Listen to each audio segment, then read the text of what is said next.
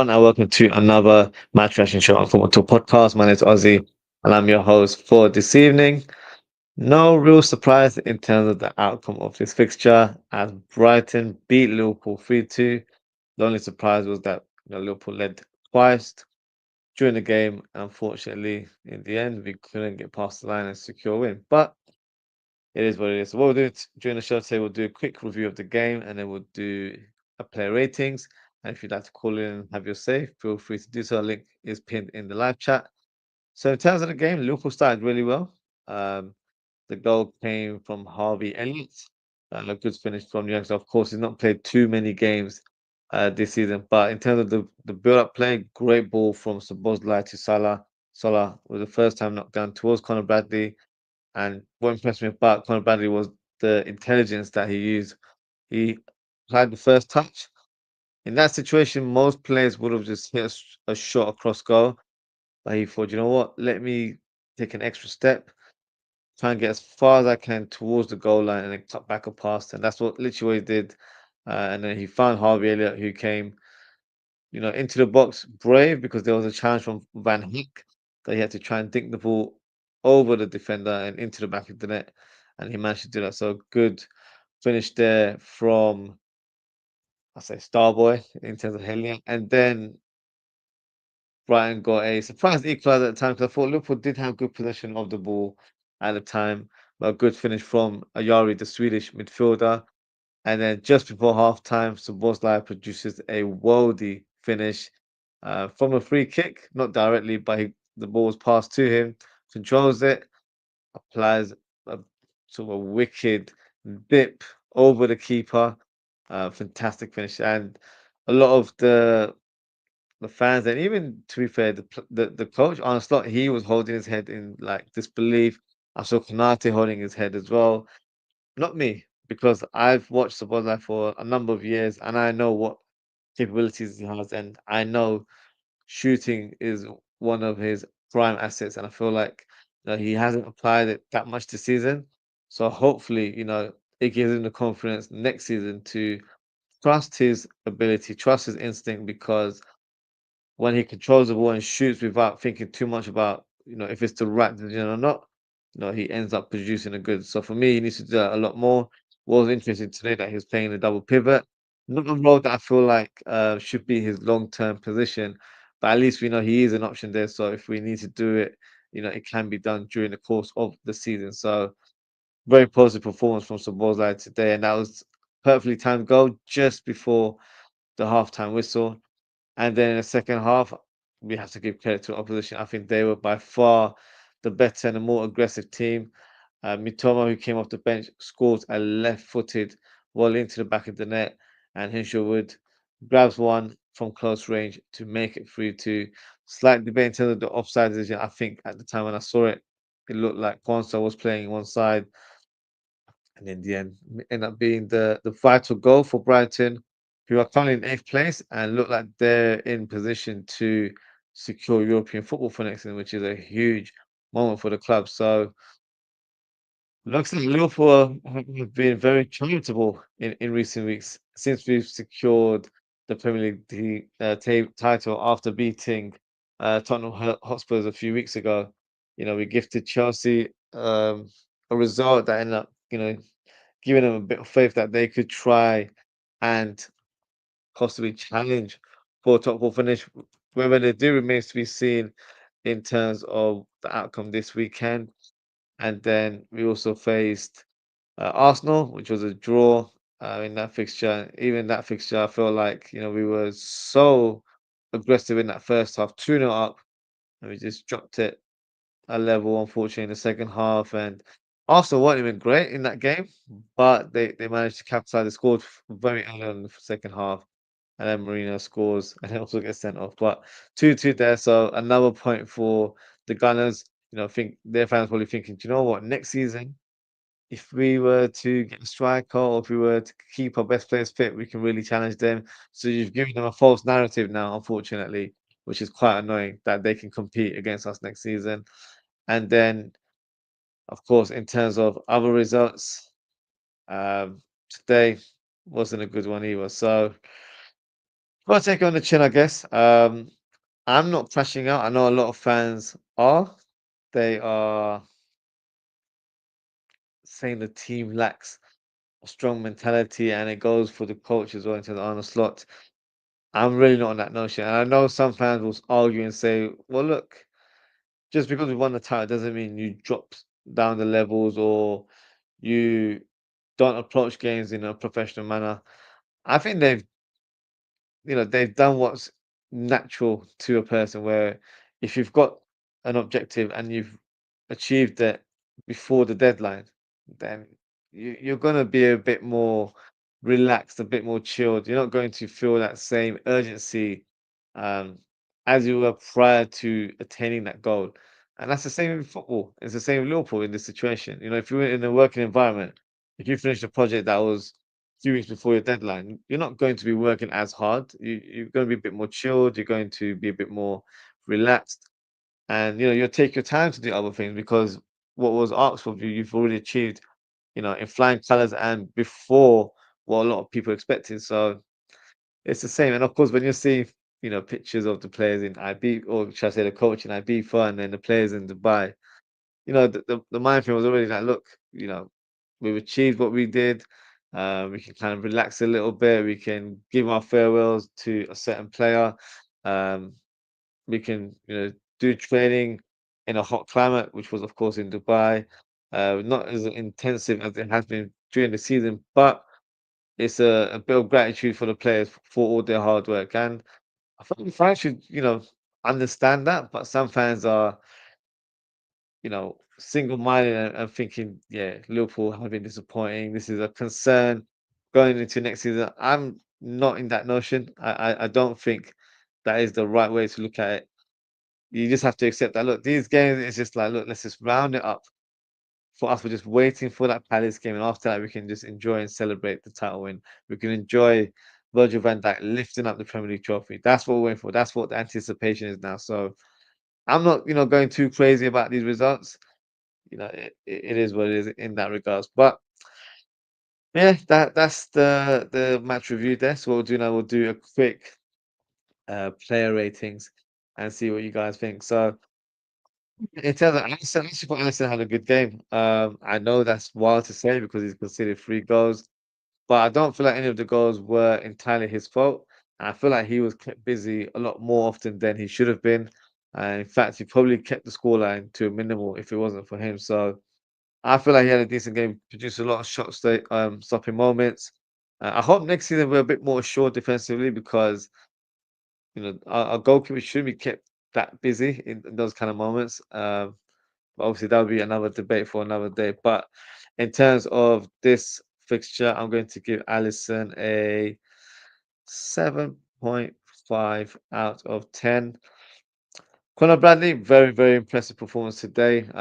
The assist that he provided for Elliot, sorry, very, very good. Should have scored as well, if I'm being brutally honest. He received the ball and sliced it away. He should have gone with the side foot and more of an enclosed finish towards the bottom corner. That would have made more sense. Um, but in terms of his overall play, very good, very forward thinking, defensively decent as well. So I thought he had a good performance today.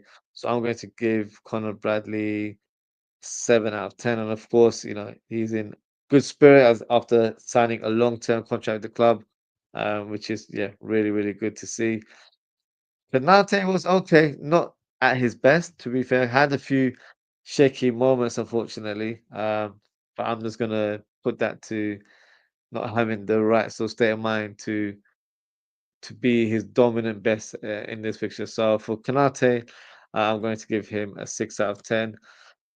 Konsa had a decent game as well, but I do feel a bit sorry for Konsa because I feel like if you don't watch the game and you just watch highlights, you'll see the opposition's goals and you're thinking, oh, how did they score? What did Liverpool do wrong?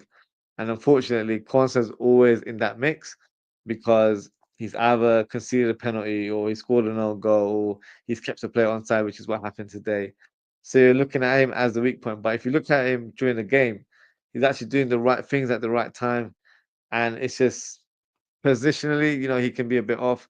I think, when you're playing in a back four, you have to follow your defenders as a group to make sure you are proceeding with a sort of offside trap for the opposition. So if you're not doing that, you're going to give away goals like what happened today. And yeah, unfortunately, it's these small fine margins that what differentiates a player that is capable of starting for a team like Liverpool, or a player that's either a squad player or probably should be looking elsewhere and playing for another team in the league. So that's the question mark with regards to Quansah. What does the future hold for him? Because I do believe there's a talented player there. I don't know if he's ready for the first team. And not quite so in those words. I feel like if we were to pick up an injury, let's say Konate picks up an injury, of course, touch wood, that doesn't happen. But if he's injured next season and Kwanzaa comes in as the third choice, I would be concerned, to be fair. So that's why I feel like the team, or should I say, the coaching staff and the sporting director should, address that situation and sign another centre back. I think Kwanzaa's fourth choice would be fine. I wouldn't be too mad at that. And then, of course, you have Joe Gomez as fifth choice. So if Joe Gomez is fit, then you can just put him in that pecking order, so he'll be fourth, and then Quansah will be fifth choice. So in that world, I think that will work. If the coach staff believes that look, he's still got areas of his game that he needs to improve on, then I think the best situation for him would be a loan move with an option to bring him back at some point in the season, or bring him back in January if we needed it. Um, I don't think we should sell at this stage. However, if we're able to attain an offer that we can't turn down, so let's say we get an offer of like 35, 40 million pounds, it might be where the couple like, that's a good price. It might be worth him selling him on and reinvesting that 40 million into the squad. So for me, it depends on if there's any interest, because I know there's a lot of Premier League interest in him. I think the fee that has been quoted is around 30 million pounds. Which isn't, too bad. I would probably want a little bit more. Not to be greedy, is because I'm comparing it to the likes of Carvalho and Seb Vandenberg that got sold last year, and they got sold for 30 million each. And Kwanzaa's definitely a better player than Seb Vandenberg. So if you're measuring it to that sort of level, he should be going for 35, 40 million, in my opinion. So we'll see what happens in terms of Kwanzaa's future. But in regards to this game, unfortunately, he was the one that kept Hinchfield Wood onside, so I'm going to drop him to 5 out of 10. Semipass did okay today. Had a troubled sort of encounters on that side of the pitch. Minte was a live wire, so had a decent game. I do feel sorry for Simicast as well, because I feel like whenever he's called upon, he's been very good for us. But it looks like his days could be numbered with lots of strong reports suggesting that Milos Kerkez is on the verge of joining Liverpool Football Club this summer. So therefore, a left back needs to be vacated, and I think Simicast will be that guy, unfortunately. So in terms of performance today, I'll give him 6 out of 10. I think he had a decent game today. Um, Gravenberch seemed solid throughout the game. There was that one phase that really confused me. Well, I just thought he was very, very lucky. Um, Stretched for the ball, gave it to a player, then he received it again, and it's just 2, 3 jammy passes in a row.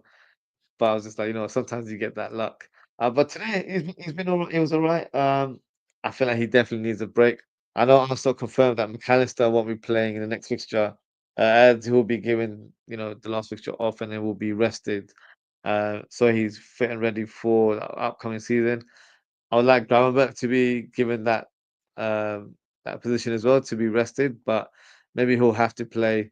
Um, and I think next season we need to make sure that we sign a player to rotate with Gravenberch. And that's not to say Gravenberch hasn't been great this season. He's been spectacular for us, especially in the first part of the season. But in the last few months, it's been very telling that, playing the consistent games and playing at the level that he's produced, with the intensity and the energy, it's had a toll on his body, and he's looked jaded. And that's probably why we weren't able to win that League Cup final. I'm not saying because of him, but the midfield battle was lost. I don't feel like we were physical or energetic enough to compete with Newcastle.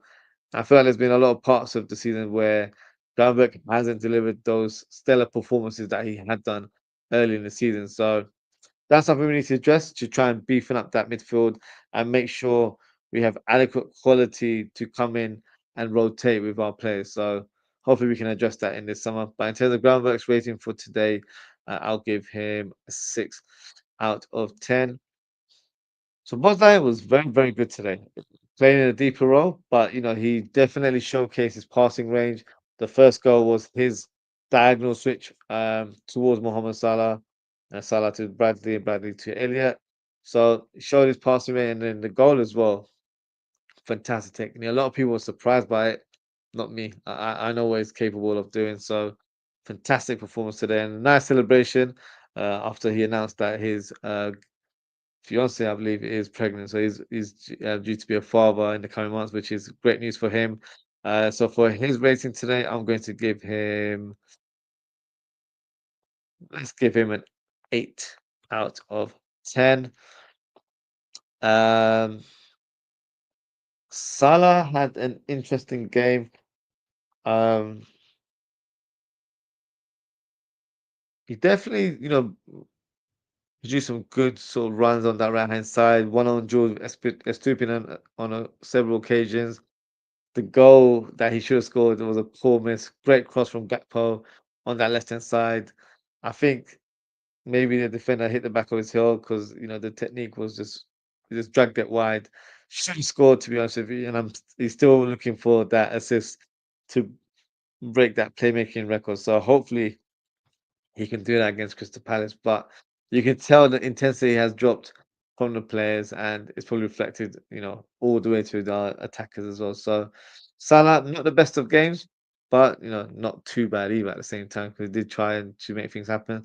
So I'm gonna give him a 5 out of 10, and I think Gakpo's the same as well. Showed like moments where he was very aggressive on that side, especially playing against Weaver, who's a makeshift right back. He's not really a right back by trade.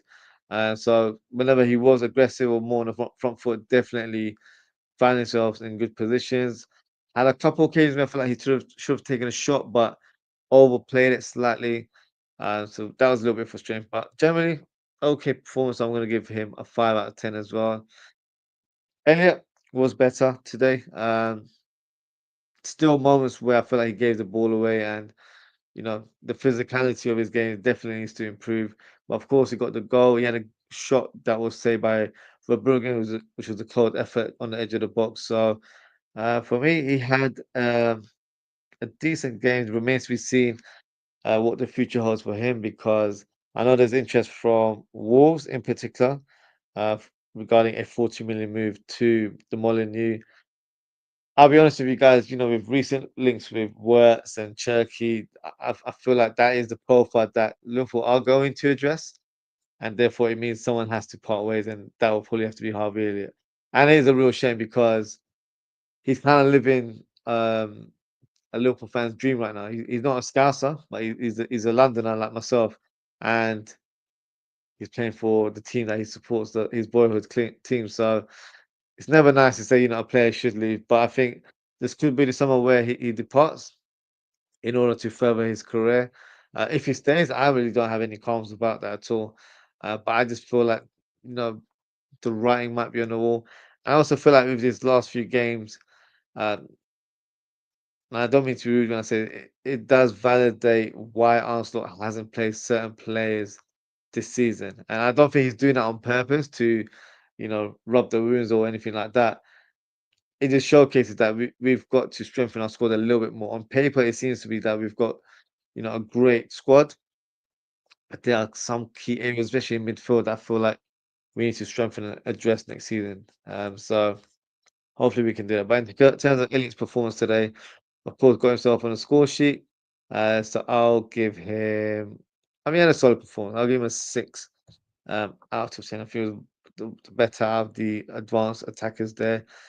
And that is my player ratings for the starting lineup. Now, in terms of the man of the match, no who surprised who gets it. It is Dominic Szoboszlai. So he will be my man of the match. So let me give that award to him. There we go.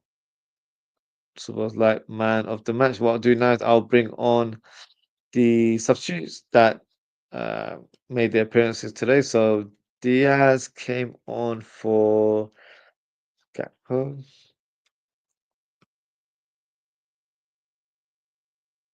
and then you have Darwin Núñez coming on for. Do you know what? Oh my gosh, I actually forgot to do Chiesa. So let me bring Gakpo back in. That is so bad, isn't it? I totally forgot to talk about Federico Chiesa. Definitely a surprise to see him in the lineup today. In a nice way, it was a pleasant surprise because I didn't expect him to start. And then when I saw the lineup, I'm thinking, oh, what position is he playing? So it looks like he's playing up top. So it's a role that I've seen him play for Juventus, but Italian football and English football are two different leagues, and the way he's played is completely different. I feel like he really struggled today.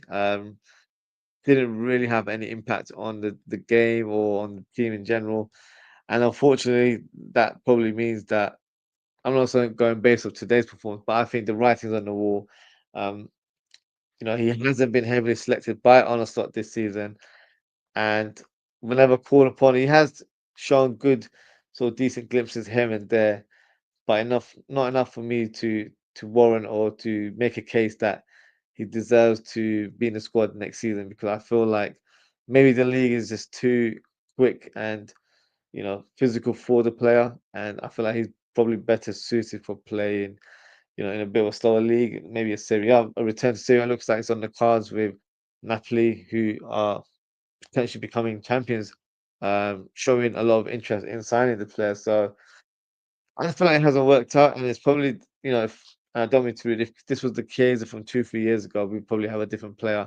I think he'd be a star in our team because during that time, he was sensational, but unfortunately, due to injuries, it's definitely hampered his development. And he's lost that spark in his speed. And I just feel like when you don't have that burst of speed against your fullbacks when you're playing as a winger, it does have an impact in terms of your overall game. So unfortunately, I do feel like this will probably be the last, or maybe we'll see him on Sunday. But if not, definitely one of the last performances we'll see him. So at least, we can bid him farewell on Sunday for all of his efforts this season. Even to be fair, that when he first joined the club, the excitement that he showed in the vlog when he signed, was a quite nice thing to see because you don't really get that from foreign players. But he was very sort of educated in terms of his answers and was, speaking about his father, telling how great and special place Anfield is. So, you know, he's lived the dream, I guess, in terms of playing for Liverpool because it's definitely a team that I think he has huge respect for. So look, he's managed to, even if he is just playing for one season, he's left with a winner's medal. So that is history in the making right there. So whatever happens to him, we'll discuss, as the weeks and as the news becomes a bit more official. But I feel like he will be leaving Liverpool this summer. In terms of his rating for today, can't give him a very high score, unfortunately. So I'm going to give him a 4 out of 10. Now back to bringing on the subs. So it was Luis Diaz for Gakpo, and then Curtis Jones also made a appearance, replacing Sabozlai. And then we also had Endo playing a right back,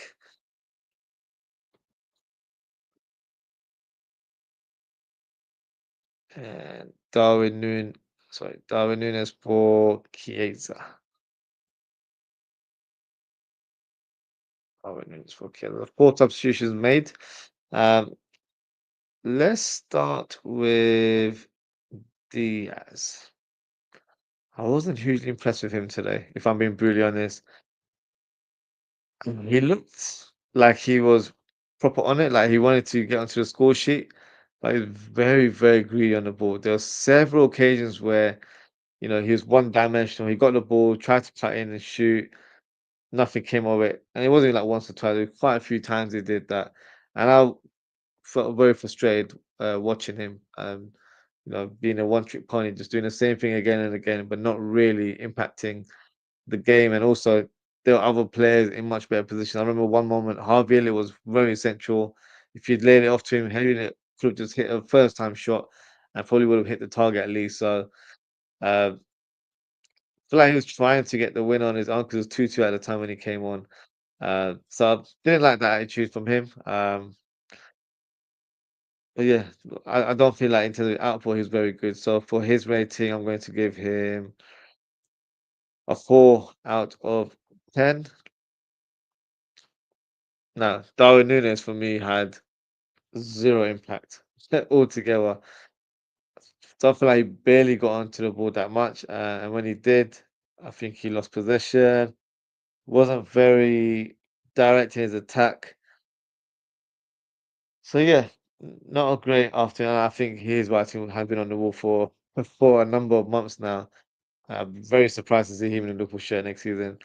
Um, just doesn't seem as impactful or focused or interested anymore. So yeah, looks like he's ready to ship votes as well. So for Nunes, I think it's probably the poorest one out of all the stuff. I'm gonna give him a 3 out of 10. Jones was a bit better, more positive on the ball, got himself in decent positions, held the ball really well. Um, more of a positive outlet than any of the other subs in my opinion. So I'm gonna give him a 6 out of 10. And Endo, same as well. Playing at right back, for a player that doesn't really play that position, he was very energetic. He was aggressive, found himself in great positions on that right hand side. So you got to credit his professionalism. He always gives his all. So for me, it's another 6 out of 10 there. So that is my player rating. Feel free to drop a comment and let me know what you guys think. Before we close the show, I'm just gonna go through some of the ratings here. He's rating, yeah. Apologies, goal ratio. Totally forgot as I was trying to get the subs on. Looked promising to me. I didn't feel that too fair. I wasn't really impressed with him. Put it on a plate for Bradley. Yeah, that was probably the best moment of the game. Bradley should have scored that, to be honest with you. Chiesa, Trent ball for Salah. Yeah, showed traits, but I just, yeah. I wouldn't say he's played out of position because I know he has played up top before. He's played number 10 quite predominantly for Juventus as well. Unfortunately, I just feel like you know the writing's on the wall. He will be leaving the club. But look, he doesn't leave in a negative light. I feel like he's whenever called upon, he's done his job.